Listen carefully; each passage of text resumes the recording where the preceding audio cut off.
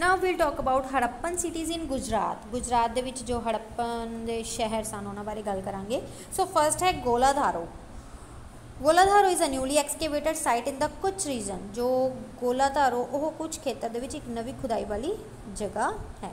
Archaeological findings suggest that articles of shell. So कहते भी archaeological findings पुरातत्व जिहड़ियां खोजां ने, सो उत्थों की पता लग्या है, सजैसट दैट वो ये सजैसट कर दियां ने, उन्हें तो पता लगता है कि सुझा दिंदी है कि आर्टिकल्स ऑफ शैल, जिवें शैल हुंदा है, शंख हुंदा है ना, फेंस एंड कॉपर, तलवार ते जिहड़ी कॉपर हुंदी है, वर मैन्युफैक्चर्ड हेयर। सो इत्थे तैयार किए गए होण सन। Finished and unfinished shell bangles have been found from this sites. Finished यानी कि मुकम्मल ते जिहड़े अधूरे शंखा तो बनिया चूड़ियाँ, बैंगल्स होंदियां ने चूड़ियाँ, have been found from this site. So वो इस थां तो मिलियां हन। A wide open area was also there in the settlement. So उस थां ते जिहड़ी रहण वाले जिथे बंदोबस्त होया हुंदा है, सो उत्थे एक वाइड एक विशाल खुला खेतर भी सी, where public ceremonies could be held, जिथे जनतक समारोह किते जा सकते सन। A very distinct seal has been from this site found from this site. कहते एक इस थां तो एक बहुत ही वक्री मोहर मिली है, which is a hollow and shape like a box, जो कि खोखली ते एक बक्से वर्गी है। So Lothal, the city of Lothal is a coastal site. हुण असीं लॉथल बारे गल करांगे नैक्सट। जो लॉथल शहर एक तटवर्ती जगह है। It is situated between Bhogava and the Sabarmati river in Gujarat that is close to the gulf of Khambhat. So यह गुजरात विच भोगवा ते साबरमती नदी के विचकार स्थित है, जो खंबत दे एक डूंगी खड्ड के नेड़े है। गुल्फ होंदा है डूंगी खड्ड। Since Lothal was a port town, कहते कि क्योंकि लॉथल एक बंदरगाह वाला शहर सी, it had easy access to raw materials such as semi precious stones. So इस विच अर्धकीमती पत्थर वर्गे कच्चे माल की आसानी नाल पहुँच सी। Lothal was an important centre for creating objects out of shells, metals and stones. So Lothal shell हो गए, जिमें अपने शंख हो गए, धातां ते पत्थर तो बाहर चीज़ां बनाउण लई एक महत्वपूर्ण केंद्र सी। A large warehouse has been found in the citadel area. एक वड्डा गोदाम, सीटाडेल गोदाम गढ़ हुंदा है, ठीक है। वेयर हाउस यानी कि गोदाम, हैज़ बीन फाउंड, तो गढ़ के खेतर दे विच एक वड्डा गोदाम भी मिलिया है, which was perhaps use to store good, ठीक है, जो शायद माल रखने लिए वरत्या जाता सी, जो भी समान हुंदा सी। From this warehouse, so इस गोदाम तो है ना, numerous seals and sealings have been recovered. Numerous यानी कि अनेका ही मोहरां ते sealings, the impression of seals on clay, clay दे उत्ते जो मिट्टी है ना, मिट्टी के उपर मोहरां के जो निशान ने वो मिले ने।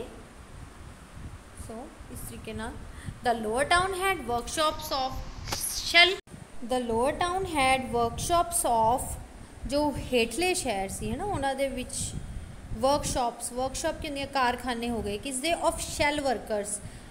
जिस तरह कि शैल वर्क, शैल की हुंदा है अपना जो ਆਪਾਂ ਕਹਿੰਦੇ ਆ, ਜਾਂ ਸਿੱਪੀਆਂ ਘੋਗੇ ਕਹਿ ਲਓ, ਜਾਂ ਫਿਰ ਹੁੰਦੇ ਆ ਨਾ ਸ਼ੰਖ ਹੋ ਗਏ ਨਾ, ਉਹਨਾਂ ਤੋਂ ਕੁਛ ਚੀਜ਼ਾਂ ਬਣਾਉਣ ਵਾਲੇ ਜਿਹੜੇ ਸੀਗੇ ਕਾਮੀ।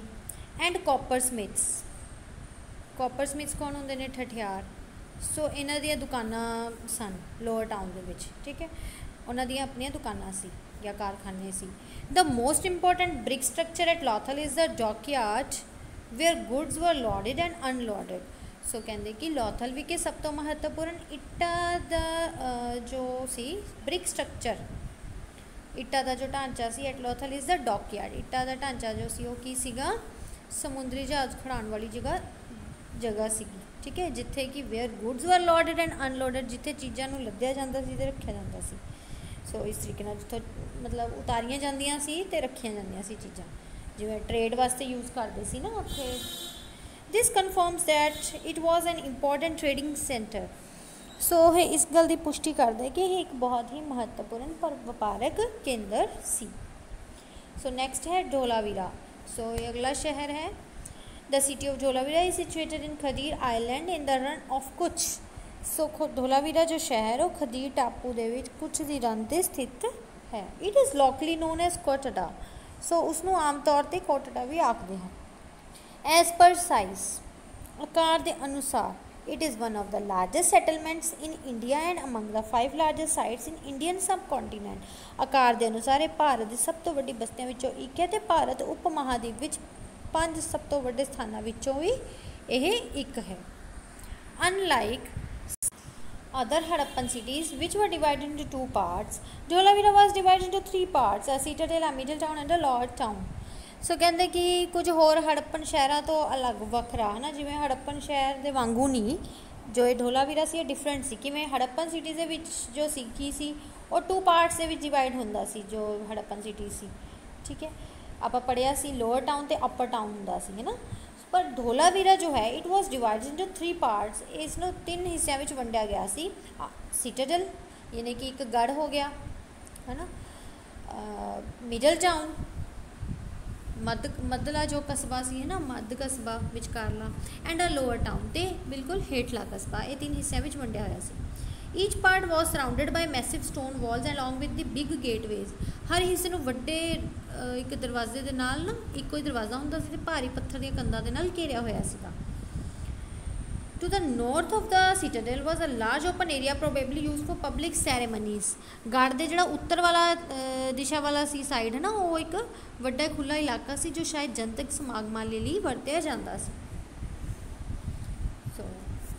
Dholavira has evidence of copper working and bead working areas. Dholavira ਦੇ ਕੋਲ ਤਾਂਬੇ ਦੇ ਕੰਮ ਕਰਨ ਅਤੇ ਮਣਕੇ ਦੇ ਕੰਮ ਕਰਨ ਵਾਲੇ ਖੇਤਰਾਂ ਦੇ ਸਬੂਤ ਹਨ। The most extraordinary find is the oldest signboard in the world having a large inscription and made up of 10 letters. सो सब तो कहते कि यह सधारण खोज दुनिया सब तो पुराना साइन बोर्ड है जिसका एक वड्डा शिलालेख है तो 10 अखां का बनया होया है। The inhabitants had also learned the art of conserving water in reservoirs and dams. निवासियों ने जो उत्थे लोग सी उन्होंने जल भंडारां दे डैमां दे विच पानी की राखी की कला भी सीखी सी।